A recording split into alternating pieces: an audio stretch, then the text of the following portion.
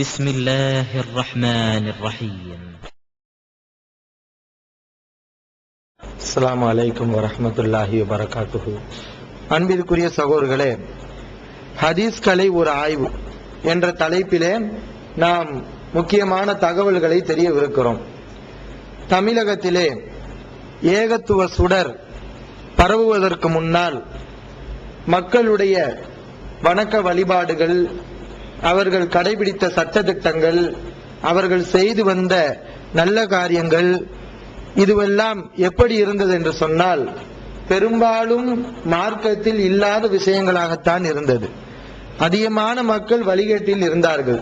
தௌஹீத் வருவதற்கு முன்னால் கொள்கையிலும் சரி, சட்டதிட்டங்களிலும் சரி, வணக்க வழிபாடுகளிலும் சரி, எல்லாவற்றிலும் நபிகள் நாயகம் ஸல்லல்லாஹு அலைஹி அவர்கள் சொல்லாத செய்திகளைத்தான் மக்கள் செய்து கொண்டிருந்தார்கள்.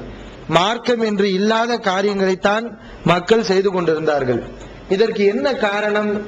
ஒன்று, அவர்கள் குர்ஆன் ஹதீஸை படிக்கவில்லை, முறையாக படிக்கவில்லை. இது ஒரு முக்கியமான காரணம். இன்னொரு காரணம் இருக்கிறது. என்னவென்றால், ஹதீஸை சரியான கோணத்தில் அவர்கள் அணுகவில்லை. நபிகள் நாயகம் ஸல்லல்லாஹு அலைஹி அவர்கள் சொன்னார்கள் என்று ஒரு புத்தகத்தில் இருந்தால் உடனே அதை மக்களுக்கு சொல்லிவிடுவார்கள். அது சரியா, சொன்னவர் யாரு, எப்படிப்பட்டவர், நல்லவர் சொல்லியிருக்காரா, பொய்யர் சொல்லியிருக்காரா, சரியான செய்தியா, பலவீனமான செய்தியா என்றெல்லாம் பார்க்காமல் மக்களுக்கு ஒரு கிதாப்ல இருந்தா போதும், உடனே சொல்லிடுவாங்க. இப்படித்தான் அறிஞர்கள் செய்து வந்தார்கள். ஆனால் மாஷா அல்லாஹ், இன்றைக்கு அந்த நிலை மாறி கொள்கையாக இருந்தாலும், வணக்க வழிபாடுகளாக இருந்தாலும், சட்டதிட்டங்களாக இருந்தாலும், எதுவாக இருந்தாலும் நபிகள் நாயகம் ஸல்லல்லாஹு அலைஹி அவர்கள் சொன்னார்கள் என்று ஒரு ஹதீஸை சொன்னால் இன்றைக்கு மக்கள் எப்படி உருவாக்கப்பட்டிருக்கிறார்கள்? இந்த ஹதீஸ் சரியான ஹதீஸா, நபிகள் நாயகம் சொன்ன ஹதீஸ் தானா என்று கேட்கக்கூடிய வகையில் மக்கள் உருவாக்கப்பட்டிருக்கிறார்கள். தௌஹீதுடைய விளைவு. ஆனாலும் கூட முஸ்லிம் சமுதாயத்தில் இன்றைக்கும் சில அறிஞர்கள் ஆரம்ப காலத்துல பேசின மாதிரி ஹதீஸ்கள்ல சஹீ லைஃப்னு பிரிக்க கூடாது, சரியான செய்தி பலகீனமான செய்தின்னு பிரிக்க கூடாது, அப்படி பிரிப்பது வழிகேடு என்று இன்னைக்கும் கூட சொல்லிக் கொண்டிருக்கிறார்கள். ஆதி காலத்திலையும் சொன்னாங்க. ஆதி காலத்துல 20-25 வருஷத்துக்கு முன்னாடி பாத்தீங்கன்னா ஹதீஸ் கலைனா என்னன்னு தெரியுமா மக்களுக்கு? ஹதீஸ் கலை ஒண்ணு இருக்குன்னு மக்களுக்கு தெரியாது. ஹதீஸ்னா என்னன்னு தெரியும், ஹதீஸ் கலைனா என்னன்னு தெரியாது. அந்த ஹதீஸ் கலையை சொன்ன அறிஞர்கள் பேரு தெரியுமா? அவங்க கஷ்டப்பட்டு வாழ்நாள்ல பெரும்பகுதியை ஒதுக்கி எழுதினாங்களே, அந்த புத்தகமாவது மக்களுக்கு தெரியுமான்னு கேட்டா தெரியாது. ஆனா இன்னைக்கு தான் அந்த அறிஞர்கள் எல்லாம் மக்கள் மத்தியில வருகிறார்கள். அவர்கள் செய்த முயற்சிக்கு இன்றைக்கு தான் பலன்கள் கிடைத்துக் கொண்டிருக்கிறது, மக்கள் மத்தியில பரவி கொண்டிருக்கிறது.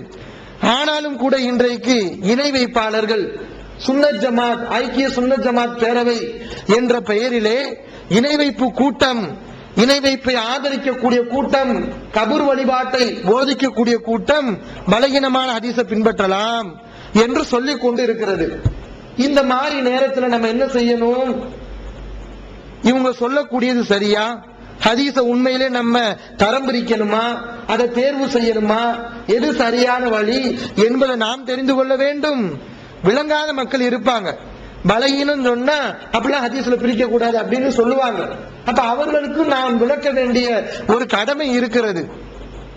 இந்த கூட்டத்தை பற்றி நபிகள் நாயகம் ஸல்லல்லாஹு அலைஹி அவர்கள் ஏற்கனவே எச்சரித்தாங்க. இவங்க புதுசு ஆள் கிடையாது. நபிகள் நாயகம் ஸல்லல்லாஹு அலைஹி அவர்களால் ஏற்கனவே எச்சரிக்கப்பட்டவர்கள். சஹீஹ் முஸ்லிம்ல நபிகள் நாயகம் ஸல்லல்லாஹு அலைஹி வஸல்லம் சொல்றதாக ஒரு ஆதாரபூர்வமான ஹதீஸ் இடம்பெறுகிறது. ரசூல் ஸல்லல்லாஹு அலைஹி வஸல்லம் சொல்றாங்க, சயகூனு ஃபீ ஆகிரி உம்மத்தி, என்னுடைய சமுதாயத்தினுடைய இறுதியில் உனாசுன், சில மக்கள் வருவார்கள், யுஹத்தீஸூனக்கும் மாலம் தஸ்மஉ அன்தும் வலா ஆபாவுக்கும், நீங்கள் கேள்விப்படாத ஹதீஸ்களை எல்லாம், செய்திகளை எல்லாம் அவர்கள் சொல்வார்கள், அந்த செய்திகளை நீங்களும் கேட்டிருக்க மாட்டீர்கள். வல ஆபாவுக்கும், உங்களுடைய முன்னோர்களும் கேட்டிருக்க மாட்டார்கள். அப்படிப்பட்ட செய்திகளை என் பெயரால் சொல்வார்கள். ஃபையாக்கும் வையாகும், அவர்கள் விஷயத்தில் நீங்கள் எச்சரிக்கையாக இருந்து கொள்ளுங்கள் என்று ரசூல் ஸல்லல்லாஹு அலைஹி அவர்கள் இவர்களை பத்தி எச்சரிக்கிறாங்க. இன்னைக்கு இவங்க சொல்லக்கூடிய ஹதீஸ்களை பாருங்க, நமக்கு தெரியல அந்த ஹதீஸ்கள். புத்தகத்துல இல்லாத ஹதீஸ்களை எல்லாம் சொல்றான். அப்படி ஒரு ஹதீஸ் இருக்கா என்னன்னே தெரியல, நமக்கும் தெரியல, நம்முடைய முன்னோர்கள் புகாரி இமாமுக்கு தெரியுதா அந்த ஹதீஸ் தெரியல, திருமிதி இமாமுக்கு தெரியுதா தெரியல, நசை இமாமுக்கு தெரியுதா தெரியல. அவங்க தானே முன்னோர்கள், அவங்க தானே சிறந்த முன்னோர்கள். அகமது இமாமுக்கு தெரியுதா தெரியல. அப்போ அகமது இமாம், நசை இமாம், இப்னு மாஜா இமாம், பைஹகி இமாம், ஹாக்கிம் இமாம், இப்படி ஹதீஸை தொகுத்த பல இமாம்கள் நம்முடைய முன்னோர்கள், அவங்களுக்கு தெரியாத நமக்கு தெரியாத புதுசு புதுசா ஹதீஸ்களை எல்லாம் இன்றைக்கு தர்கா வழிபாட்டுக்காரர்கள் சொல்லிக் கொண்டிருக்கிறார்கள். ரசூல் ஸல்லல்லாஹு அலைஹி வஸல்லம் உங்களை எச்சரிக்கிறாங்க, இவங்க விஷயத்தில் எச்சரிக்கையாதீங்க, இவர்கள் சொல்வதை நீங்க ஏற்றுக்கொள்ளாதீங்க அப்படின்னு சொல்றாங்க. இப்ப நம்ம ஹதீஸ் கலைன்னு சொல்றோமே, இந்த ஹதீஸ்களை அல்லாஹ் எப்படி பாதுகாத்திருக்கான்? ஹதீஸ்களை குர்ஆன் பாதுகாத்து நமக்கு தெரியும். எப்படி பாதுகாத்திருக்கான் அல்லாஹ்? சஹாபா ரசூல் ஸல்லல்லாஹு அலைஹி வஸல்லம் வந்து சஹாபாக்கள் மனப்பாடம் செஞ்சாங்க. ஃபீ சுதூரில்லதீன ஊத்துல் இல்ம் பல் ஹுவ ஆயாத்தும் பையினாத்துன் ஃபீ சுதூரில்லதீன ஊத்துல் இல்ம். கல்வி கொடுக்கப்பட்டவருடைய உள்ளங்களில் இந்த குர்ஆன் பாதுகாக்கப்பட்டிருக்கிறது என்று அல்லாஹ் சொல்கின்றான். அப்ப இந்த குர்ஆன் அல்லாஹ் எப்படி பாதுகாத்துக்கிறான் என்றால், ரசூலுல்லாஹ்விடமிருந்து சஹாபாக்கள் கேட்டார்கள், சஹாபாக்கள் தாபீன் கேட்டார்கள், தாபீன் தபா தாபீன்கள், இப்படி லட்சக்கணக்கான மக்கள்கள் மரணத்தன்மையில பாதுகாத்து வச்சிருக்காங்க. அதனால குர்ஆன்ல 1-2 இடங்கள்ல எழுத்துல பிழை இருந்தாலும் வாசிக்கிறதுல பிழை வராது. அதுக்கு என்ன காரணம்னா அல்லாஹ் மனசுல பாதுகாத்து வச்சிருக்கான். குர்ஆன்ல இன்னைக்கு யாருமே இடைச்சொற்கள் செய்ய முடியாது, செய்ய இயலாது.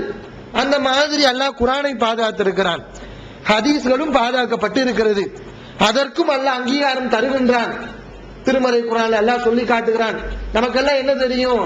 அல்லாஹ் குர்ஆனை மட்டும் தான் பாதுகாத்திருக்கான், அப்படித்தான் குர்ஆன்ல அல்லாஹ் சொல்றான். ஹதீஸுக்கு இந்த அங்கீகாரம் இல்ல, ஹதீஸ் பாதுகாக்கப்படும் என்று அல்லாஹ் சொல்லல, அப்படி நமக்கு சந்தேகம் வரும். ஆனா அல்லாஹ் ரெண்டையும் சேர்த்து தான் சொல்றான். நம்ம தப்பா விளங்குறோம். அல்லாஹ் சொல்லி காட்டுகிறான், இன்னா நஹ்னு நஸல்னா திக்ர, இந்த உபதேசத்தை நாம் இறக்கினோம், வ இன்னா லஹு லஹாஃபிதூன், நிச்சயமாக இதை பாதுகாப்பது நம்முடைய கடமை, நாமே இதை பாதுகாப்போம் என்று அல்லாஹ் திருமறை குர்ஆனிலே சொல்லி காட்டுகிறான். குர்ஆனை பாதுகாப்போம்னு அல்லாஹ் சொல்லல. அல்லாஹ் சொல்லக்கூடிய அந்த இடத்துல என்ன வாசகம் வருகிறது? திக்ரை, உபதேசத்தை நாம் பாதுகாப்போம் என்று அல்லாஹ் சொல்கின்றான். அல்லாஹ்விடமிருந்து நமக்கு உபதேசம் 2 வழிகள்ல வருது. ஒன்னு குர்ஆனாக வருகிறது, இன்னொன்று ஹதீஸாக வருகிறது. இந்த இரண்டையும் எடுத்துக்கொள்ளக்கூடிய வாசகம் தான் திக்ர், உபதேசம் என்ற வார்த்தை. திக்ர் சொன்னா உபதேசம். இந்த திக்ர் என்பதை அல்லாஹ் குர்ஆன்ல குர்ஆனுக்கும் பயன்படுத்துகிறான். இந்த திக்ர் என்ற வாசகத்தை அல்லாஹ் குர்ஆனுக்கும் பயன்படுத்துகிறான், ஹதீஸுக்கும் அல்லாஹ் இந்த திக்ர் என்ற வாசகத்தை பயன்படுத்துகிறான். அதுக்கு என்ன ஆதாரம்? ஹதீஸுக்கு அல்லாஹ் திக்ர்னு பயன்படுத்தி இருக்கான் பாருங்க, அதற்கு ஆதாரம் அல்லாஹ் குர்ஆன்ல இன்னொரு இடத்துல சொல்லி காட்டுகிறான். வஅன்ஸல்னா இலைக்க திக்ர, நபியே திக்ரை உனக்கு நாம் அருளி இருக்கிறோம், உபதேசத்தை நாம் உமக்கு கொடுத்திருக்கிறோம். எதற்கு இந்த திக்ரை கொடுத்திருக்கோம் தெரியுமா? லிதுபையின லின்னாஸி மா நுஸில இலைஹிம், அவர்களுக்கு அருளப்பட்ட வேதத்தை நீ விளக்குவதற்காக திக்ரை நாம் உமக்கு கொடுத்திருக்கிறோம் என்று அல்லாஹ் சொல்கின்றான். அப்ப இந்த வசனத்தை அல்லாஹ் திக்ர் என்று சொல்வது எது? குர்ஆனை விளக்குறதுக்காக வேண்டி உனக்கு நான் திக்ரை கொடுத்திருக்கேன் என்று அல்லாஹ் சொல்கின்றான். அப்ப குர்ஆனை விளக்குறதுக்காக வேண்டி திக்ர்னா அந்த திக்ர் என்னது? ஹதீஸ். ஹதீஸை அல்லாஹ் இங்க திக்ர் என்று சொல்கின்றான். அப்ப திக்ர் என்ற வார்த்தை குர்ஆனையும் எடுக்கும், ஹதீஸையும் எடுக்கும். அப்ப நாமே திக்ரை பாதுகாப்போம் என்றால் குர்ஆனை பாதுகாப்போம் அர்த்தம் வைக்க கூடாது, குர்ஆனையும் ஹதீஸையும் நாமே பாதுகாப்போம் என்று அர்த்தம் வைக்க வேண்டும்.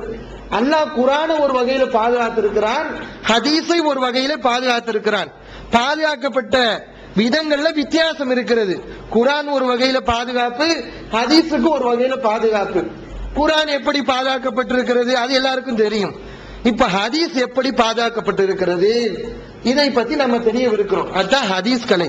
இந்த ஹதீஸ் கலை மூலம் அல்லாஹ் ஹதீஸ்களை பாதுகாத்து வைத்திருக்கின்றான். நபிகள் நாயகம் ஸல்லல்லாஹு அலைஹி வஸல்லம் இந்த ஹதீஸ்களை மறைமுகமா சொல்லியிருக்காங்க.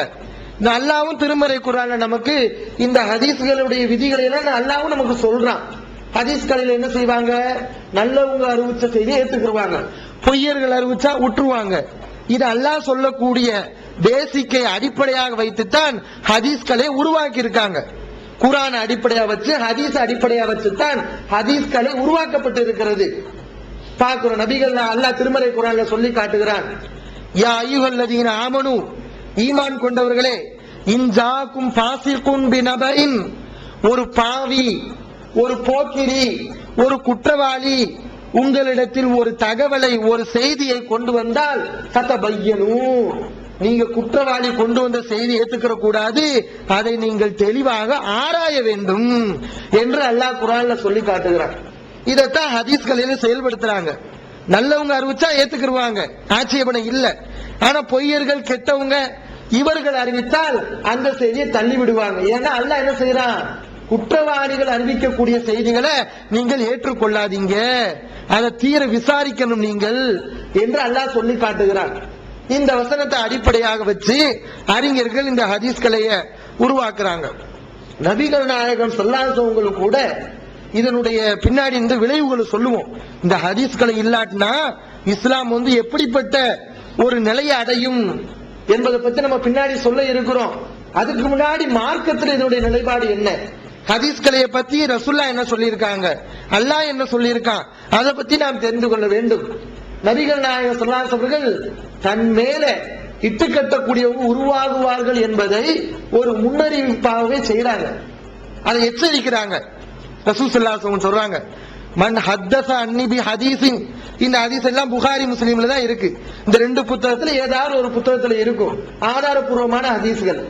மன் ஹத்தஸ அன்னி பி ஹதீஸின் யுரா அன்னஹு கதிபுன், பொய் என்று கருதப்படக்கூடிய ஒரு ஹதீஸை யார் என் பெயரால் அறிவிக்கிறாரோ ஃபஹுவ அஹதுல் காதிபீன், அவரும் பொய்யர்களில் ஒருவர் என்று ரசூல் ஸல்லல்லாஹு அலைஹி வஸல்லம் சொல்றாங்க. பார்த்தா தெரியுது நபிகள் நாயகம் சொல்லி இருக்க மாட்டாங்கன்னு சொல்லி, அதை அறிவிக்கக்கூடிய ஆட்களை பார்த்தா தெரியுது எல்லாம் ஃப்ராடா இருக்குது, எல்லாம் கள்ள தப்பு செய்யறவங்களா இருக்கிறாங்க. இப்படி இருக்கும்போது இதுல பொய்ன்னு தெரிஞ்சு போயிரும். இந்த செய்திகளை ஒருவர் எடுத்து சொன்னால் எடுத்து சொல்லக்கூடியவர் பொய்யர் ஆயிடுவாரு என்று ரசூல் ஸல்லல்லாஹு அலைஹி வஸல்லம் சொல்றாங்க. நம்ம என்ன பேச முடியாது, அவர் தானே பொய்யரு, நான் பொய்யரா, அவர் சொல்ற செய்தி நான் எடுத்து சொன்னேன், ஆனா நான் எப்படி பொய்யராக அப்படின்னு சொல்ல முடியாது. நபிகள் நாயகம் ஸல்லல்லாஹு அலைஹி வஸல்லம் சொல்றாங்க, அவர் பொய்யர்னு உனக்கு தெரியுதுல, அவன் கெட்டவன்னு தெரியுதுல, அவன் அறிவிக்கக்கூடிய செய்தியை நீ அறிவிச்சா அவன் என்ன காரியத்தை செஞ்சானோ அந்த காரியத்தை நீ செஞ்ச மாதிரி, நீ பொய் சொன்ன மாதிரி தான், நீ பொய்யன் தான், என் மேல குற்றம் சொன்ன ஒரு பாவத்துக்கு நீ ஆளாகுவ என்று ரசூல் ஸல்லல்லாஹு அலைஹி வஸல்லம் எச்சரிக்கிறாங்க. இன்னும் நபிகள் நாயகம் ஸல்லல்லாஹு அலைஹி வஸல்லம் சொல்றாங்க, கஃபாபில் மர்இ கதிபன், ஒரு பொய் சொல்வதற்கு போதுமாகும், ஐயு ஹத்திஸ பி குல்லி மா சமிய, தான் கேள்விப்படுவதை எல்லாம் சொல்லுவது அவர் பொய்யர் என்பதற்கு போதுமானதாகும் என்று ரசூல் ஸல்லல்லாஹு அலைஹி வஸல்லம் சொல்றாங்க. இந்த ஹதீஸ் சஹீஹ் முஸ்லிம்ல இடம்பெறுது. பொய்யருங்கிறது பெரிய அளவுகள் வேண்டாமா, காதுல உழுகுறதை எல்லாம் சொல்லிட்டாருன்னு வச்சுக்கோங்களேன், அவருக்கு பொய்யர்னு பட்டம் கொடுத்துடலாம். காதுல உழக்கூடிய செய்திகள் என்ன செய்யணும், அதை ஆராயணும். இது சரியான தகவலா பொய்யான தகவலா நம்ம ஆராயணும், ஆராய்ஞ்சு சொல்லணும். தனக்கு எதெல்லாம் சொல்றாங்கள மக்கள் அதையெல்லாம் சொல்லிடுறது. இப்படி செய்தால் அவன் பொய்யர்களில் ஒருவன். அப்ப பொய் ரசுல்லா மேல பொய் சொல்றதுன்னா, ரசுல்லா சொல்லலன்னு எனக்கு தெரிஞ்சு நான் பொய் சொல்றேன் பாத்தீங்களா, நானும் பொய்யன் தான், இப்படி செய்தாலும் பொய்யன் தான், நான் சொன்னதை நீங்க நம்பி நான் பொய்யன்னு தெரிஞ்சதுக்கு பின்னாடியும், நான் சொல்லக்கூடிய செய்தி பலகீனம்னு தெரிஞ்சதுக்கு பின்னாடியும் நீங்க சொன்னா நீங்களும் நானும் சமம். நாம எல்லா பேரும் என்னது பொய் சொன்ன குற்றத்துக்கு ஆளாகி விடுவோம் என்று ரசூல் ஸல்லல்லாஹு அலைஹி வஸல்லம் எச்சரிக்கிறாங்க. நபிகள் நாயகம் ஸல்லல்லாஹு அலைஹி வஸல்லம் பேரால பொய் சொல்றது எவ்வளவு பெரிய பாவம், ரசூல் அதை எச்சரித்து சொல்றாங்க. பாருங்க, இன்ன கதிபன் அலைய லைஸ கதிபின் அலா அஹதின், என் மீது பொய் சொல்வது மற்றவங்க மேல பொய் சொல்ற மாதிரி இல்ல, மற்றவங்க மீது பொய் சொல்வது போல என் மீது பொய் சொல்வது எடுத்துக்கொள்ளப்பட மாட்டாது. அடுத்தவங்க மேல பொய் சொல்றதே பெரிய பாவம், ஆனா என் மேல பொய் சொல்றது அதை விட பெரிய பாவம் என்று ரசூல் ஸல்லல்லாஹு அலைஹி வஸல்லம் சொல்லிட்டு சொல்றாங்க, மன் கதப அலைய முத்தஅம்மிதன், என் மீது யார் வேண்டுமனே பொய் சொல்றானோ ஃபல்யதபவ்வ மக்அதஹு மினன் நார், அவன் தன்னுடைய இருப்பிடத்தை நரகத்தில் ஆக்கிக் கொள்ளட்டும் என்று ரசூல் ஸல்லல்லாஹு அலைஹி வஸல்லம் எச்சரிக்கிறாங்க. அப்ப ரசூல்லா மேல பொய் சொன்னதுக்கு என்ன தண்டனை, அவன் நரகத்துக்கு போவான் என்று ரசூல் ஸல்லல்லாஹு அலைஹி வஸல்லம் சொல்றாங்க. அப்ப ஹதீஸ் ஒண்ணு வருதுன்னு சொன்னா அது நல்ல செய்தியா, சொல்லக்கூடிய ஆட்கள் சரியா என்று பார்க்காம புத்தகத்துல இருக்கு, நூல்ல இருக்கு, அந்த புக்ல இருக்கு, இந்த புக்ல இருக்கு, அரபியில பார்த்தாச்சு, அதனால ஹதீஸ் வெளிவந்து விட்டது. தவறான வாதங்களும் தக்க பதில்களும். சகோதரர் PJ அவர்கள் உரையாற்றிய ரமலான் மாத தொடர் சொற்பொழிவு. மறைவான ஞானம் அல்லாஹ்வை தவிர வேறு யாருக்கும் உண்டா? சத்தியம் எது, அசத்தியம் எது? இறந்தவர்களால் செவியேற்க முடியுமா? நபிமார்களுக்கு இறைவன் வழங்கியதையன்றி வேறு ஏதும் மறைவான ஞானங்கள் உண்டா? தர்கா, தரீகா வழிபாடுகள் சரியா? மனிதன் கடவுளாகி விட முடியுமா? தவறான கொள்கையில் இருப்பவர்களின் வாதங்களுக்கு குர்ஆன் ஹதீஸ் அடிப்படையில் அடுக்கடுக்கான தெளிவான சான்றுகளுடன் தக்க பதில்கள் 5 டிவிடிக்களாக விலை ரூபாய் 150 மட்டுமே. கிடைக்கும் இடம் TNTJ வீடியோ விஷன், நம்பர் 30, அரண்மனைக்காரன் தெரு, மண்ணடி, சென்னை 1, செல் 9500168989. திருக்குர்ஆன் தமிழாக்கம் பி ஜெய்னலாபிதீன். அனைவருக்கும் புரியும் எளிய நடை. தேவைப்படும் வசனங்களுக்கு தெளிவான விளக்கங்கள். கலை சொற்களின் விளக்கங்கள். திருக்குர்ஆன் எவ்வாறு அருளப்பட்டது, எவ்வாறு தொகுக்கப்பட்டது என்பது குறித்து முழுமையான விளக்கம். நபிகள் நாயகம் ஸல்லல்லாஹு அலைஹி வஸல்லம் காலம் முதல் இன்று வரை குர்ஆன் பாதுகாக்கப்பட்ட வரலாறு. திருக்குர்ஆன் இறைவனின் வார்த்தைகள் என்பதற்கான அடுக்கடுக்கான ஆதாரங்கள். முந்தைய பதிப்புகளை விட மெருகூட்டப்பட்ட செய்திகள், கூடுதலான பக்கங்கள், அழகிய வடிவமைப்பு, உயர்தரமான பைண்டிங். விலை ரூபாய் 300 மட்டுமே. வெளியீடு மூன் பப்ளிகேஷன், நம்பர் 83/3, முதல் வாடி, மூர்தரு, Mannadi, Chennai 1. Phone 65690810. TNTJ video vision, எண் 30, அரண்மனைக்காரன் தெரு, மண்ணடி, சென்னை 1, செல் 9500168989. இப்படி சொன்னாங்கன்னா அப்படி சொல்லக்கூடிய ஆலிம்சாக்களும் அதை கேட்டு மக்களுக்கு சொல்லக்கூடிய மக்களும் அல்லாஹ்வின் தூதர் மீது பொய் சொன்ன குற்றத்துக்கு ஆளாகுவார்கள். ரசூல் ஸல்லல்லாஹு அலைஹி வஸல்லம் எச்சரிக்கிறாங்க. இன்னும் பார்க்கிறோம், இந்த ஹதீஸ்களுடைய அவசியத்தை தெரிகிறதுக்கு ஒரு ஹதீஸை நம்ம எடுத்துக்கொள்ளலாம். நபி ஸல்லல்லாஹு அலைஹி வஸல்லம் ஹஸ்ஸானை பார்த்து சொல்றாங்க, அந்த மக்கத்து காஃபிர்கள் ரசூலுல்லாஹ் மேல அவதூறு பரப்புறாங்க. எப்படி அவதூறு பரப்புறாங்க? மார்க்க விஷயத்துல இல்ல, அவங்க மேல அவங்க சூனியக்காரவங்க, அவருக்கு மூளை குழம்பி போச்சு, இவர் பைத்தியக்காரரு, இந்த மாதிரி அவங்க அவதூறு பரப்புறாங்க. இது மார்க்க விஷயம் சம்பந்தப்பட்டது கிடையாது. அப்ப ரசூல் ஸல்லல்லாஹு அலைஹி வஸல்லம் ஹஸ்ஸானை கூப்பிட்டு சொல்றாங்க, யா ஹஸ்ஸான் அஜீபன் ரசூலில்லாஹ், ஹஸ்ஸானே ரசூலுல்லாஹ்வுக்கு நீ பதில கொடு. அல்லாஹ்வுடைய தூதரை பத்தி இப்படிலாம் அவதூறு பேசுறான். உலக விஷயம் சம்பந்தமாக மார்க்கம் அதில் சம்பந்தப்படாவிட்டாலும் ஒரு பொய் சொன்ன குற்றத்துக்காக வேண்டி அந்த பொய்க்கு நீ பதில் கொடு என்று ஹஸ்ஸானை பார்த்து ரசூல் ஸல்லல்லாஹு அலைஹி வஸல்லம் சொல்றாங்க. இதுல இருந்து நம்ம பெற வேண்டிய விஷயம் என்னன்னா, மார்க்கம் சம்பந்தப்படாம, ஹலால் ஹராம் சம்பந்தப்படாம ஒரு தனிப்பட்ட முறையில நபிகள் நாயகம் ஸல்லல்லாஹு அலைஹி அவர்கள் மேல ஒரு பொய்யான செய்தியை சொல்லும் போது நபி ஸல்லல்லாஹு அலைஹி வஸல்லம் என்ன செய்யறாங்க? சும்மா இருக்க சொல்லல, அதுக்கு மறுப்பு கொடு, அந்த பொய்ய அழி, அது தவறு என்பதை நிறுவி என்று ஹஸ்ஸானுக்கு கட்டளை போடுறாங்க. அப்ப ஹலால் ஹராம் சம்பந்தமா ஒருவன் இட்டு கட்டுகிறான், மார்க்கம் சம்பந்தமா ரசூலுல்லாஹ் சொல்லாத செய்தியை ஒருவன் சொல்கின்றான். அப்ப நம்ம வாயை பத்திட்டு சும்மா இருக்கலாமா? எனக்கு என்ன அமைதியா இருக்கலாமா? அதிகம் முஸ்தி எடுக்க வேண்டும், அதிகம் முயற்சி எடுக்க வேண்டும். ரசூல் ஸல்லல்லாஹு அலைஹி வஸல்லம் ஹதீஸ்ல இருந்து இந்த மாதிரி பல ஹதீஸ்களை அடிப்படையாக வைத்து அறிஞர்கள் இந்த ஹதீஸ்களை உருவாக்குறாங்க. இந்த ஹதீஸ்களை எப்ப உருவாக்கப்படுகிறது? சஹாபாக்களுடைய காலத்துல இல்ல, சஹாபாக்கள் காலத்துல ஹதீஸ்களை உருவாக்கப்படல. தாபீன்கள், தப தாபீன்கள் இவருடைய காலத்துலதான் உருவாக்கப்படுது, ஒரு தேவைக்காக வேண்டி. ஏன்னா சஹாபாக்கள் காலத்துல யாருமே பொய் சொல்ல, சஹாபாக்கள் யாருமே பொய் சொல்லல.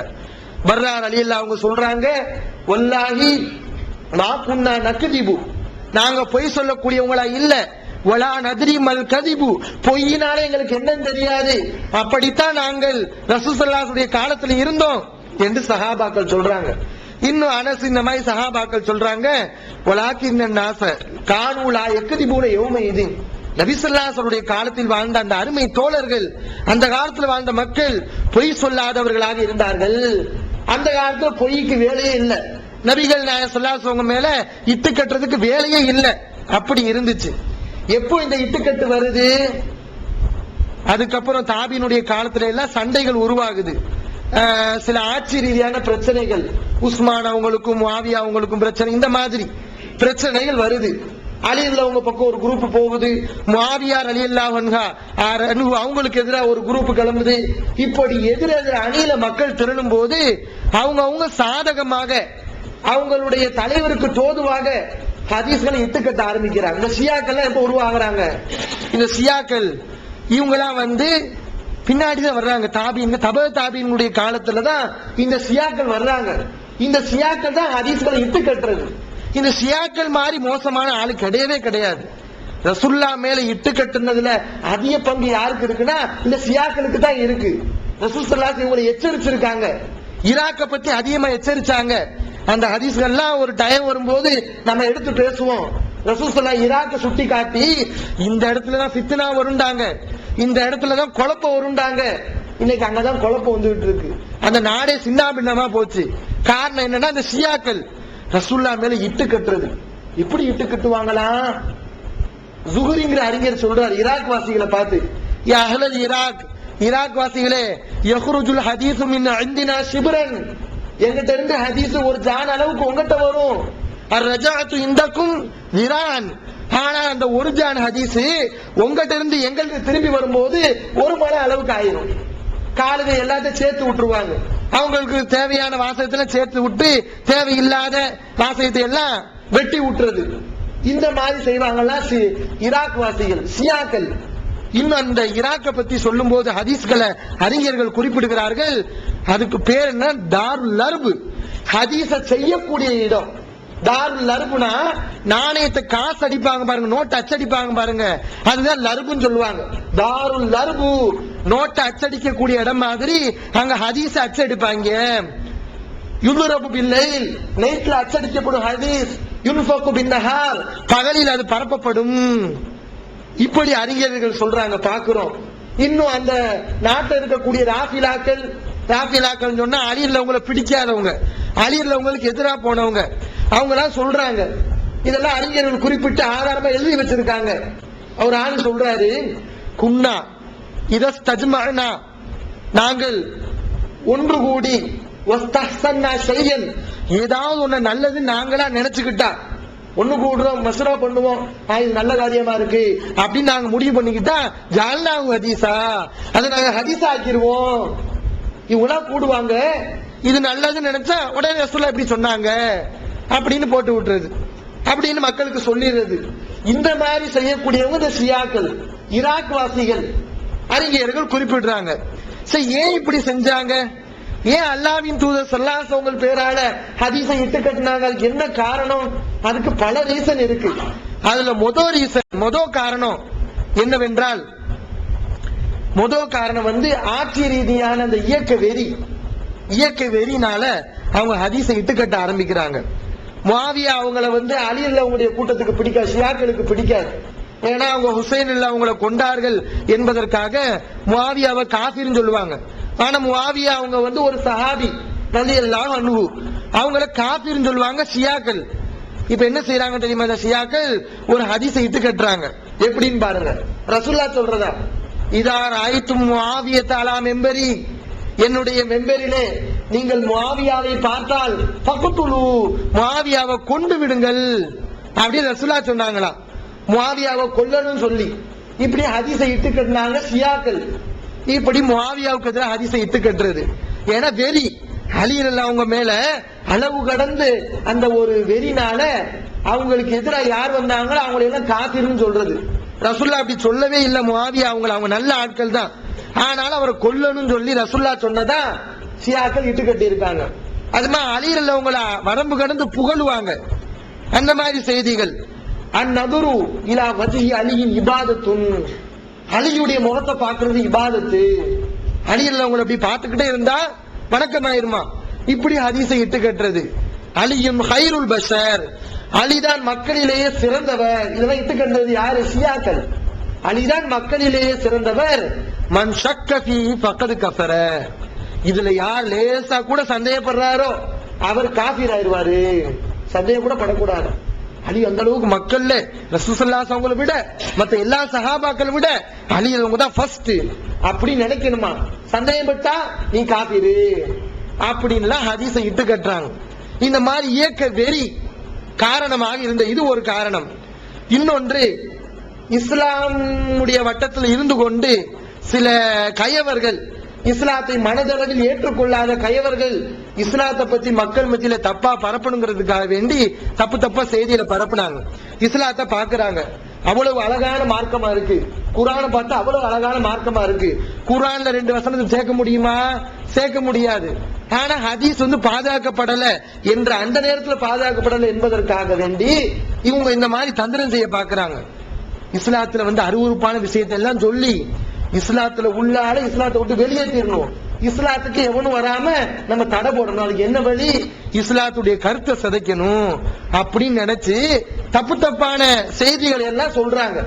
அதெல்லாம் அறிஞர்கள் இனம் கண்டு இருக்கிறாங்க, சுட்டி காமிக்கிறாங்க. சில செய்திகளை நான் சொல்றேன். அல்லாஹ் மலக்குமார்களை படைச்சானா.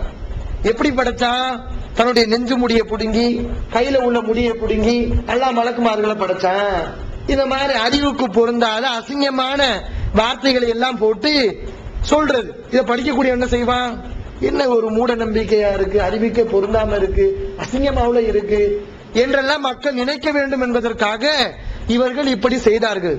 இன்னும் அல்லாஹ் நோயாளி ஆக்கிட்டாங்க. இன்னல்லா ஹஸ்தகத் ஐனாஹு, அல்லாஹ்வுக்கு கண்ணு வலி வந்துச்சான். அல்லாஹ்வுக்கு என்ன வந்துச்சான்? கண்ணு வலி வந்துச்சான்.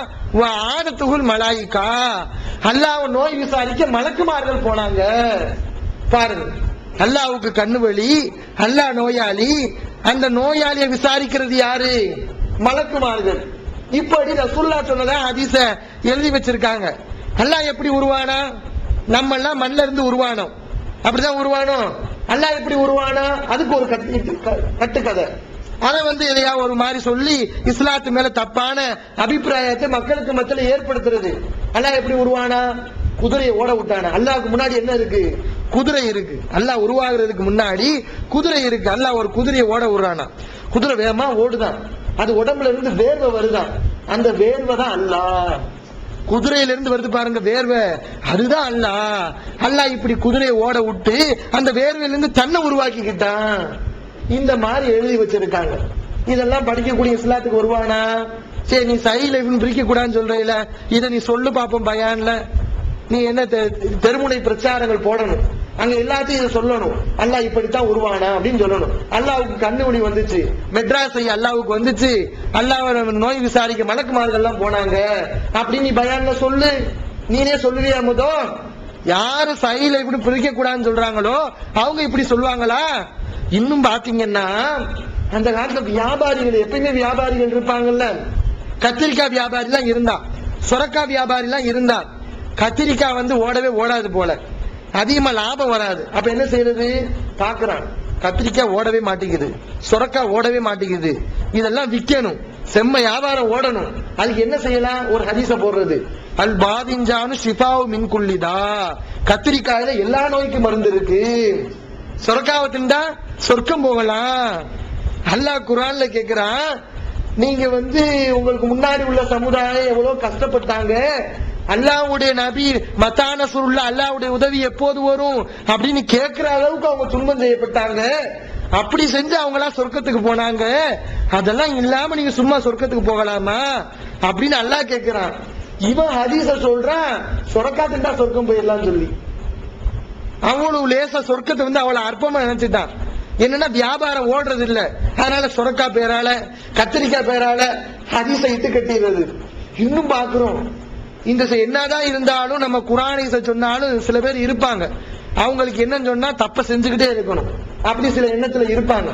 அந்த மாதிரி ஆட்கள் ஒரு ஹதீஸ இட்டு கட்டுறான் பாருங்க. எப்படிப்பட்ட ஹதீஸ் பாருங்க.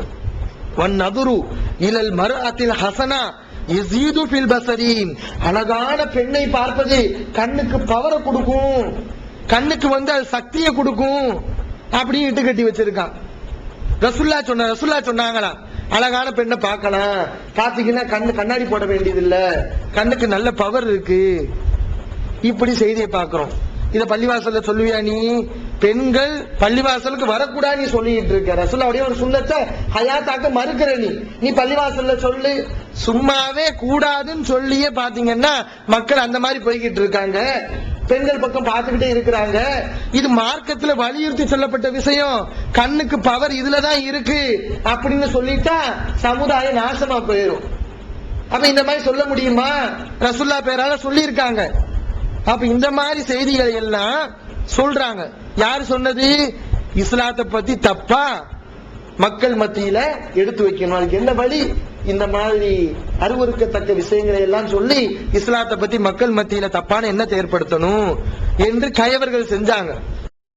ஈகத்துவம் ஓரிரை கொள்கையை விளக்கும் ஒப்பற்ற மாத இதழ் PJ MI சுலைமான் ஷம்சுல்லுஹா இன்னும் பல சிறந்த அறிஞர்களின் கருத்து கருவூலங்கள் இன்னும் பல சிறந்த அம்சங்களுடன் வெளிவரும் ஏகத்துவம் இதழை படித்து உங்கள் மார்க்க அறிவை வளர்த்துக் கொள்ளுங்கள். ஆண்டு சந்தா உள்நாடு 100 ரூபாய், வெளிநாடு 400 ரூபாய், தனி இதழ் 9 ரூபாய். உங்கள் டிராப்ட்களை ஏகத்துவம் இலக்கம் 30 அரண்மனைக்காரன் தெரு மண்ணடி சென்னை 1 என்ற முகவரிக்கு அனுப்பி வையுங்கள். மகளிருக்கு வழிகாட்டும் மாத இதழ் தீன்குல பெண்மணி தமிழ்நாடு தவ்ஹீத் ஜமாத்தின் மேற்பார்வையில் முஸ்லிம் பெண்களுக்கான இல்லற கடமைகள், மருத்துவ பகுதி, சிறுவர் பகுதி, திருமண தகவல் பகுதி, ஹதீஸ் திறனாய்வு போட்டி மற்றும் பல சுவையான அம்சங்களுடன் வெளிவரும் முஸ்லிம் பெண்களுக்கான முழுமையான மாத இதழ் தீன்குல பெண்மணி. ஆண்டு சந்தா உள்நாடு 100 ரூபாய், வெளிநாடு 400 ரூபாய், தனி இதழ் 9 ரூபாய். உங்கள் MODDகளை எடுத்து அனுப்ப வேண்டிய முகவரி தீன்குல பெண்மணி, நம்பர் 30, அரண்மனைக்காரன் தெரு, மண்ணடி, சென்னை 1. இஸ்லாத்தை குர்ஆன் மற்றும் ஹதீஸ் வாயிலாக அறிந்திட அழகிய இணையதளமான onlinepj.com என்ற இணையதளத்திலிருந்து எடுக்கப்பட்ட இஸ்லாம், அரசியல் மற்றும் சமூக கேள்விகளுக்கான பதில்களின் ஒரு தொகுப்பு.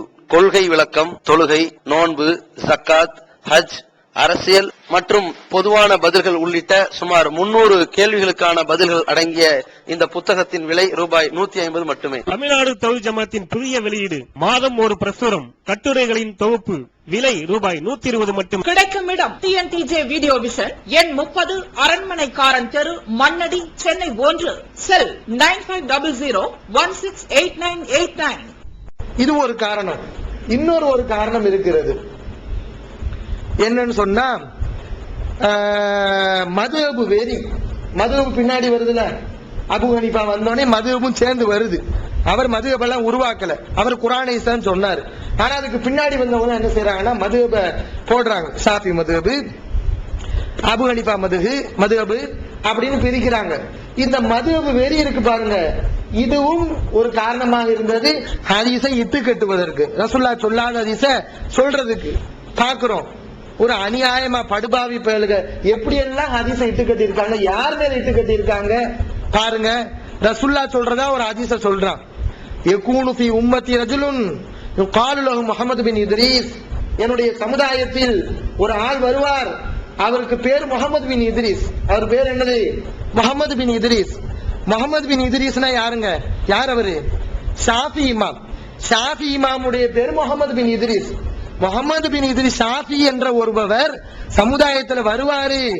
அலர்ரு அலா உம்மத்தி மின் இப்லீஸ். அவர் இப்லீஸை விட மோசமானவர். அல்லாஹ் பாதுகாக்கணும். ஒரு குர்ஆனுக்காக வேண்டி பாடுபட்ட அந்த ஒரு இமாம பத்தி சொல்றான் ஹனஃபி மதுஹப்காரன். எப்படி ஹதீஸை இட்டு கட்டுறான்? இந்த ஷாஃபி இப்லீஸை விட மோசமான ஆளு, இப்லீஸை விட பயங்கரமான ஆளு அப்படின்னு சொல்லிட்டு அதுக்கப்புறம் அவங்க இமாம புகழ்றது. எப்படி புகழ்றாங்க? யகூனு ஃபீ உம்மத்தி ரஜுலுன். என்னுடைய சமுதாயத்தில் இன்னொரு ஆள் வருவாரு, யுகாலு லஹு அபு ஹனீஃபா. அவருக்கு பேரு அபு ஹனீஃபா. ஹுவ சிராஜு உம்மத்தி. அவர் தான் என்னுடைய சமுதாயத்துடைய விளக்கு, கலங்கர விளக்கு. அபு ஹனீஃபா ஒளி விளக்கான். ஷாஃபி இமாம் சைத்தானோட மோசமானவரா. இப்படி செய்தி எழுதி வச்சிருக்காங்க. இத நீ சொல்லு. நீ ஹனஃபி மதுஹபை ஏற்றுக்கொண்டிருக்கக்கூடிய நீங்க சொல்லுங்க. முதல் ஷாஃபி இமாம் சைத்தானோட மோசமான ஆளுன்னு. சைத்தானோட மோசமான ஆளு ஒரு ஆள் இருக்காங்கன்னா, சைத்தான் தான் எல்லா பேரோட மோசமானவன். ஆனா பாக்குறோம் சைத்தானோட மோசமான ஆளு ஷாஃபி அப்படின்னு எழுதி வச்சிருக்காங்க.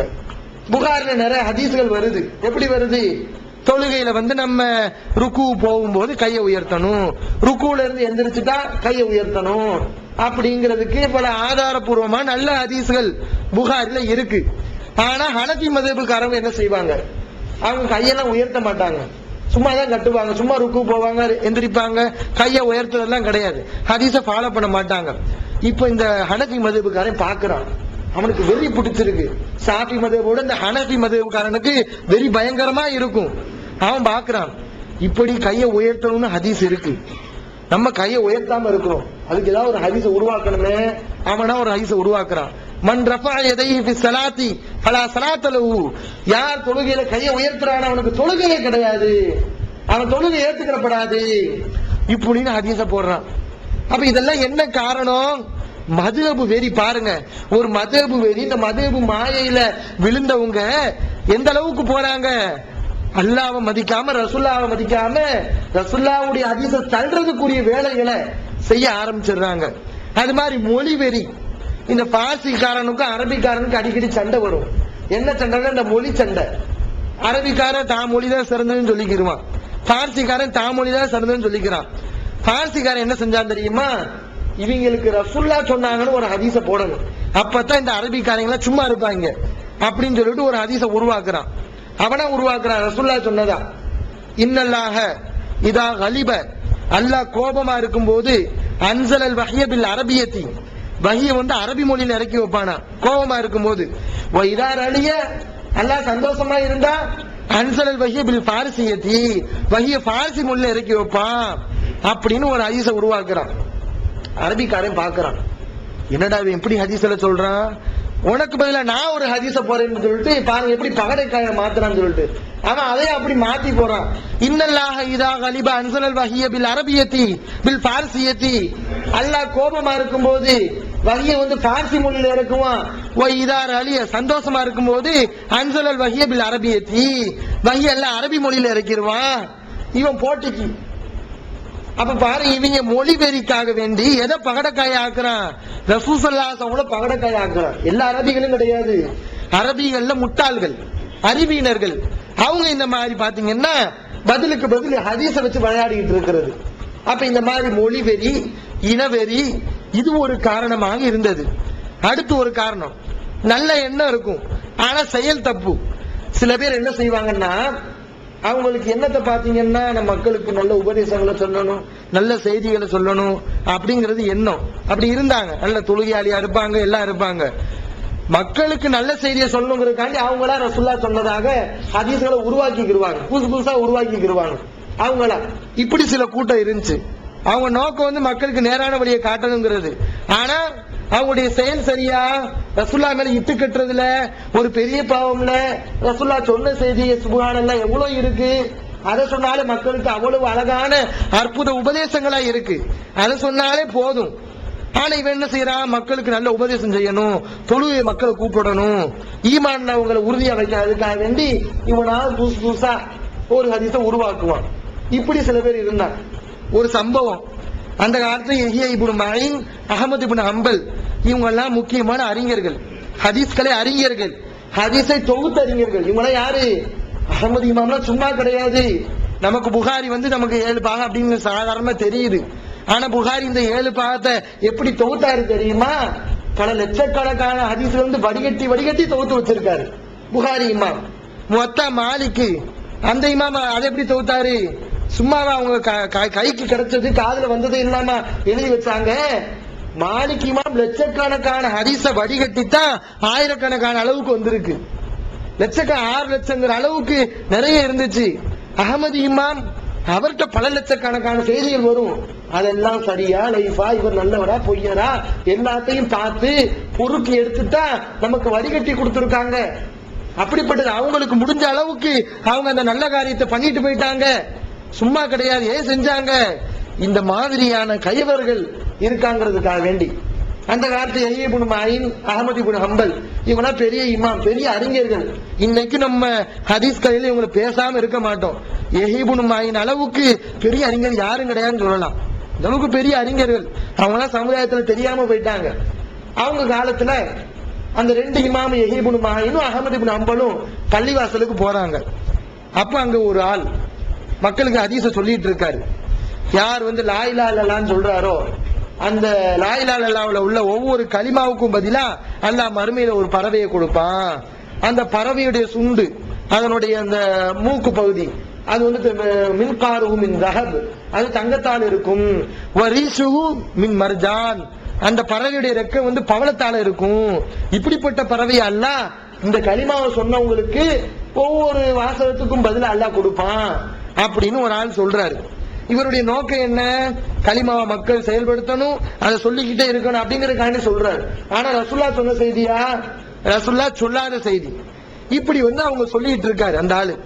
இப்ப இந்த 2 இமாமும் பாக்குறாங்க, என்னடா அகமது இமாம் 30,000 ஹதீஸ் கிட்ட தொகுத்து வச்சிருக்காரு. அவ்வளவு ஹதீஸ் 30,000 ஹதீஸ தொகுத்து வச்சிருக்காரு அகமது இமாம். அவர் வச்சிருந்த ஹதீஸ் எவ்வளவு இருக்குன்னு பாத்துக்கோங்க. யஹ்யா இப்னு மாயின் பெரிய அறிஞர், அவரும் பல ஹதீஸ தொகுத்து வச்சிருக்காரு. அப்ப இந்த ரெண்டு அறிஞர்களும் யோசிக்கிறாங்க, நம்ம எவ்வளவோ ஹதீஸ்களை வச்சிருக்கோம், அந்த ஹதீஸ்கள் இப்படி ஒரு ஹதீஸ் இல்லையே அப்படின்னு பாக்குறாங்க. சரி அவர்கிட்ட போய் கேட்போம், அவருக்கு வேற யாராவது சொல்லி ஹதீஸ் கிடைச்சிருந்தா அவர்கிட்ட போய் கேட்கிறாங்க, உங்களுக்கு யாருன்னு இந்த மாதிரி ஹதீஸ சொன்னா அப்படின்னு கேட்கிறாங்க. யாரு கேட்கறது? யஹ்யா இப்னு மாயினும் அஹமது இப்னு ஹம்பலும் கேட்கிறாங்க. அந்த ஆளு சொல்றாரு, எனக்கு யஹ்யா இப்னு மாயினும் அஹமது இப்னு ஹம்பல் தான் இந்த ஹதீஸ சொன்னாங்க அப்படிங்கிறாரு. ரெண்டு பேரும் பார்த்தா திரும்பி திரும்பி பாக்குறாங்க. அகமது இமாம் யஹ்யாவை பாக்குறாரு, யஹ்யா அகமதை பாக்குறாரு. அவங்க பேசிக்கிறாங்க, நீ சொன்னியா ஏதாவது ஹதீஸ அப்படிங்கிறாங்க. இல்லையே, நீங்க ஏதாவது சொன்னீங்களா கேக்குறாங்க. இல்ல நம்ம ரெண்டு பேரும் சொல்லலையே, அப்படி ஒரு ஹதீஸ நான் காதுல கேட்டதே இல்லையே அப்படிங்கிறாங்க. அப்ப அந்த ஆள்கிட்ட யஹ்யா போய் கேட்கிறாரு, நான் தான்ப்பா யஹ்யா, இவர் தான்ப்பா அகமது, நாங்க அப்படி ஒரு ஹதீஸ கேள்விப்படவே இல்லையே, நாங்க உனக்கு சொல்லவும் இல்லையே அப்படிங்கிறாங்க.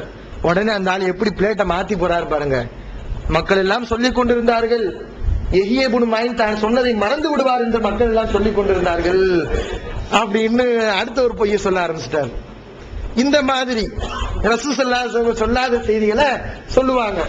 அவங்களுடைய நோக்கம் என்னன்னா, கலிமாவை சொல்லி மக்கள் நேரான வழிய பின்பற்றும் அப்படிங்கறதுக்காண்டி சொல்லுவாங்க. குலாம் கலீல்னு சொல்லி ஒரு ஆள் இருந்தார், இந்த தொழுகையாளி, வணக்க வழிபாடு பார்த்தா அப்படி இருக்கும், நல்ல ஈமான்தாரி, மக்களுக்கு எல்லாம் பயான் மட்டும் நல்லதை சொல்லிக்கிட்டே இருப்பாரு, அவ்வளவு அழகான ஆளு. ஆனா அந்த ஆளு சொல்றாரு, வலனாஹா, நான் சில ஹதீஸ்களை ரசூலுல்லாஹ் சொல்லாத செய்திகளை சொன்னேன், எதுக்கு நான் ஒரு அக்திபு பிஹா குலூபல் ஆம்மா, பொதுமக்களுடைய உள்ளத்துக்கு ஒரு இலகுவை ஏற்படுத்தணும், அவங்களுடைய உள்ளத்தை சரி செய்யணுங்கிறதுக்காக வேண்டி நான் ரசூலுல்லாஹ் சொல்லாத செய்தியை நானா சொன்னேன் அப்படின்னு சொல்லுவாங்க. இது என்னன்னா அவங்களுடைய தப்பான எண்ணம். என்ன நினைச்சாங்கன்னா, நம்ம நல்லதுக்காக வேண்டி ரசூலுல்லாஹ் சொல்லாத நம்ம சொல்லலாம் அப்படின்னு நினைச்சுக்கிட்டு இப்படி சில கூட்டங்கள் இருந்துச்சு. இது ஒரு காரணம். இன்னொரு காரணம் இருக்கிறது, இந்த புலவர்கள் சொல்லுவாங்க.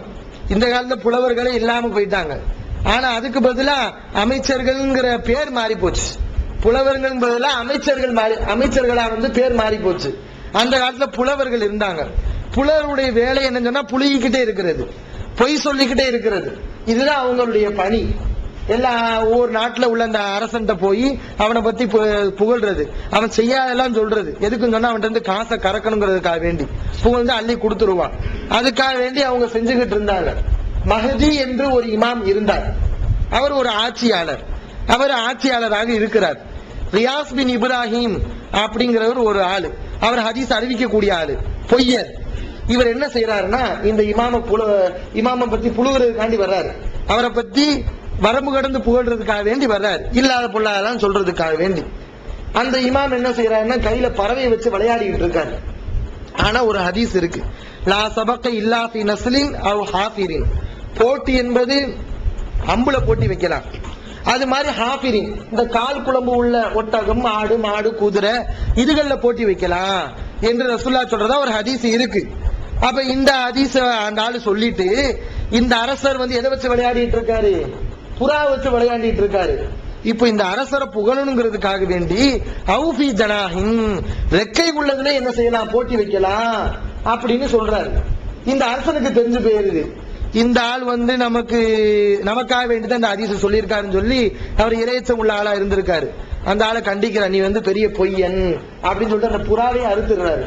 இதனாலதானே ஒரு ஹதீஸை இட்டு கட்டின படுபாவி இந்த புறாவை வேண்டாம் சொல்லி புறாவை அறுத்துறாரு அந்த அரசர். அப்ப இந்த மாதிரி ஒரு அரசனை புகழணுங்கிறதுக்காக வேண்டி, அவன்கிட்ட காசை பறிக்கணுங்கிறதுக்காக வேண்டி இப்படி இட்டு கட்டினாங்க. புதுசு புதுசா ஹதீஸ சொல்லணும், மக்களுக்கு அல்ல, புதுசு புதுசா சொன்னா மக்களுடைய கவனம் இருக்கும் அப்படிங்கிறதுக்காக வேண்டி எல்லாம் ஹதீஸ்களை இல்லாத பொல்லாத செய்திகள் ரசூலுல்லாஹ்வுடைய பேரால சொன்னாங்க. அப்ப அறிஞர்கள் பாக்குறாங்க, பெரிய டேஞ்சரா போச்சு. ரசூலுல்லாஹ் சொல்லாதெல்லாம் சொல்லிட்டு இருக்க அகமது இமாம்லாம் ரொம்ப நெருக்கத்துல வாழ்றாங்க. மாலிக் இமாம் யாரு? அவங்கள தாபியீன்கள், சஹாபாக்களை சந்திச்சவங்க, அந்த படித்தரத்துல வர்றாங்க.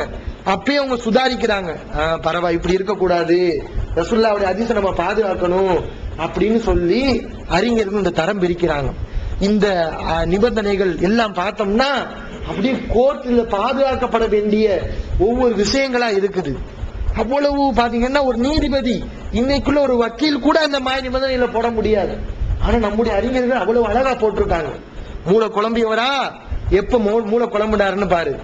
மூளை குழம்புறதுக்கு முன்னாடி அறிவிச்ச செய்தி சரி, மூளை குழம்புறதுக்கு பின்னாடி அறிவிச்ச செய்தி தப்பு. தான் கேட்காத ஆள்கிட்ட இருந்து கேட்டதா சொல்லுவாரா? அவருடைய செய்தியை ரிஜெக்ட் பண்ணு, பொய்யருடைய செய்தி எல்லாம் ரிஜெக்ட் செய்யு. அது மாதிரி இவ தான் ஒரு ஆள்கிட்ட கேட்டிருக்க மாட்டாரு, ஆனா சொன்னாருன்னு சொல்லுவார். டிஎன்டிஜே வீடியோ விஷனின் புதிய வெளியீடு.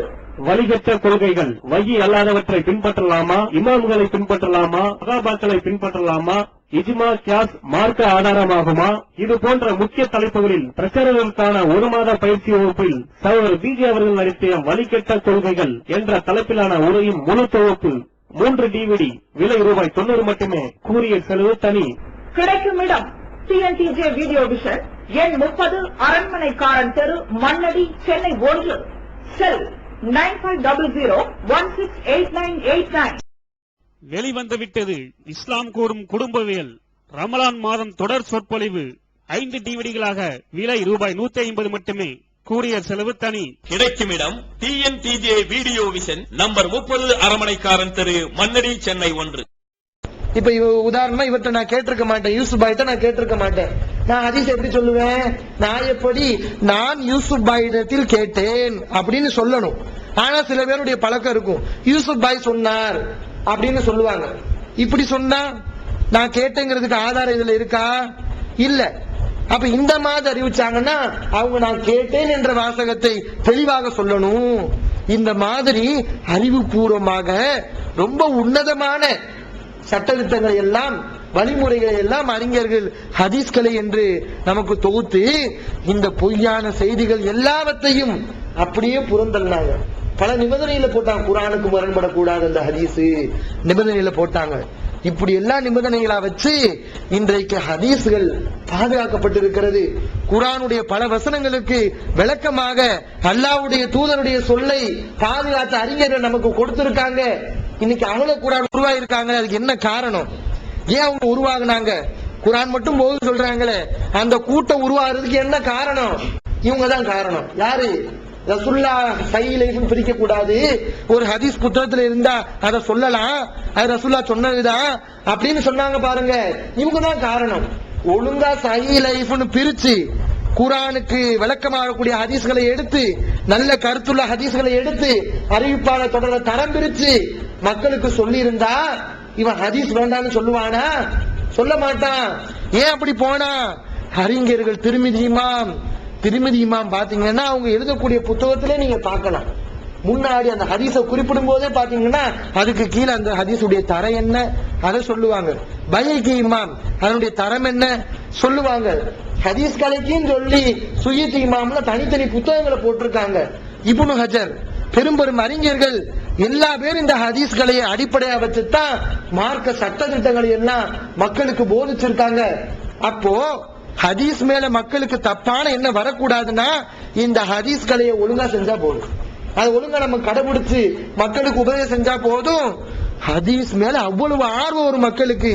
நம்ம சொல்ல இன்னொரு பயான் இருக்கு, ஹதீஸுடைய முக்கியத்துவம், அதுல நமக்கு எவ்வளவு சட்டத்திட்டங்கள் இருக்கு என்பதை நாம் சொல்லுவோம். அப்ப இந்த ஹதீஸ்களை எவ்வளவு ஒரு முக்கியமான ஒண்ணு. இதை நம்ம பேணணுமா இல்லையா? இதை பேணாம சொன்னா எப்படி நம்ம சட்டத்தை சொல்லணும்? அழகான பெண்களை பார்க்கலாம் அப்படின்னு நம்ம சட்டம் சொல்லணும். அப்ப இத மக்கள் சிந்திக்கணும், அறிஞர்கள் சிந்திக்கணும். அழகான புத்தகங்கள் அழகா எழுதி வச்சிருக்காங்க. எனவே இந்த ஹதீஸ்களை அடிப்படையில் நம்முடைய கொள்கை கோட்பாடுகள், செயல் திட்டங்கள், வணக்க வழிபாடுகள் எல்லாவற்றையும் நாம் அமைத்துக் கொள்ள வேண்டும். எல்லாம் வல்ல அல்லாஹ் நம்முடைய செயல்களை சீரான வழியில் செலுத்துவானாக என்று கேட்டுக்கொண்டு என்னுடைய உரையை முடிக்கின்றேன். வாஹிர் தஅவானா அல்ஹம்துலில்லாஹி ரப்பில் ஆலமீன். அஸ்ஸலாமு தமிழ்நாடு தௌஹீத் ஜமாஅத்தின் ஆதரவற்றோர் இல்லம் இறைவனுக்கு செய்ய வேண்டிய கடமைகளுக்கு அடுத்தபடியாக பெற்றோரை பேணுவது பற்றி இஸ்லாம் அதிகமாக வலியுறுத்துகிறது. பெற்றோரை பேணாதவர்கள் மறுமையில் வெற்றி பெற முடியாது என்று இஸ்லாம் அறிவுறுத்துகிறது. ஆயினும் இஸ்லாத்தின் இந்த கட்டளையை சில முஸ்லிம்கள் அலட்சியம் செய்து பெற்றோரை வீட்டை விட்டு விரட்டுகின்றனர், பெற்றோரை பிச்சைக்காரர்களாக மாற்றுகின்றனர். இந்த அவல நிலைக்கு பரிகாரம் காணும் வகையில் முதியோர் ஆதரவு இல்லத்தை தமிழ்நாடு தௌஹீத் ஜமாஅத் நடத்துகிறது. தாயன்புடன் உணவு, உடை, மருத்துவம் உள்ளிட்ட 24 மணி நேரமும் செவிலியருடன் கூடிய பராமரிப்பு மற்றும் தனி ஆம்புலன்ஸ் வசதி இவை அனைத்தும் முற்றிலும் இலவசமாக செய்து தரப்படுகிறது. அனாதைகளை அரவணைப்பவரும் நானும் சொர்க்கத்தில் இணைந்திருப்போம் என்ற நபிகள் நாயகம் ஸல்லல்லாஹு அலைஹி வஸல்லம் அவர்களின் அமுத மொழியை ஏற்று அனாதைகளை அரவணைக்கும் இல்லமும் தமிழ்நாடு தௌஹீத் ஜமாஅத் நடத்தி வருகிறது. இப்பணியை தொடர்ந்து செய்திட உங்கள் நன்கொடைகளையும் ஜகாத்தையும் தாராளமாக வாரி வழங்குமாறு கேட்டுக்கொள்கிறோம். உங்களது நன்கொடைகளை டிடியாகவோ செக்காகவோ மணி ஆர்டராகவோ அனுப்பலாம். டிடி அனுப்புபவர்கள் தமிழ்நாடு தௌஹீத் ஜமாஅத் வங்கி கணக்கு எண் 7882748227 இந்தியன் வங்கி மண்ணடி கிளை என்ற பெயரில் எடுத்து அனுப்ப வேண்டிய முகவரி தமிழ்நாடு தௌஹீத் ஜமாஅத் மாநில தலைமையகம் 30 அரண்மனைக்காரன் தெரு மண்ணடி சென்னை 1. போன் 044252152226. Allah